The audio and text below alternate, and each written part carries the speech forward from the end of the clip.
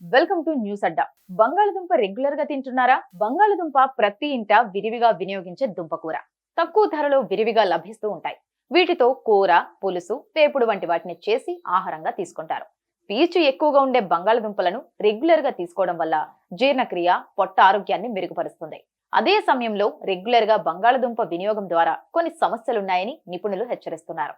బంగాళదుంపల్లో vitamin C, potassium, vitamin బి6, magnesium, potassium, iron, folate వంటి పోషకాలు ఎన్నో ఉంటాయి. వీటిని తీసుకోవడం వల్ల కండరాలు, నరాల పనితీరు పెరుగుతుంది. గుండె ఆరోగ్యంగా ఉంటుంది. వీటిల్లో కార్బోహైడ్రేట్స్ ఎక్కువగా ఉంటాయి. ఆటలు ఎక్కువగా ఆడేవారు తక్షణ శక్తి కోసం ఉడికించిన ఆలుగడ్డలను తీసుకోవడం వల్ల శరీరానికి తక్షణ శక్తి లభిస్తుందని చెబుతున్నారు.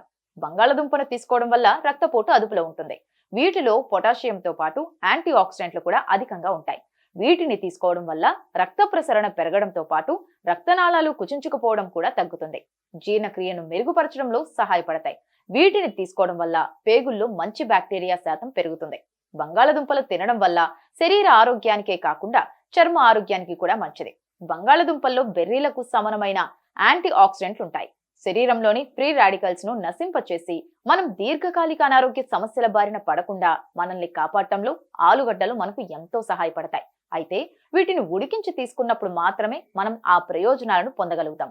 వీటిని నూనెలో వేయించి ఉప్పు, కారం వేసి చిప్స్ రూపంలో తీసుకోవడం వల్ల ఆరోగ్యానికి బదులుగా అనారోగ్యానికి గురి కావాల్సి వస్తుంది.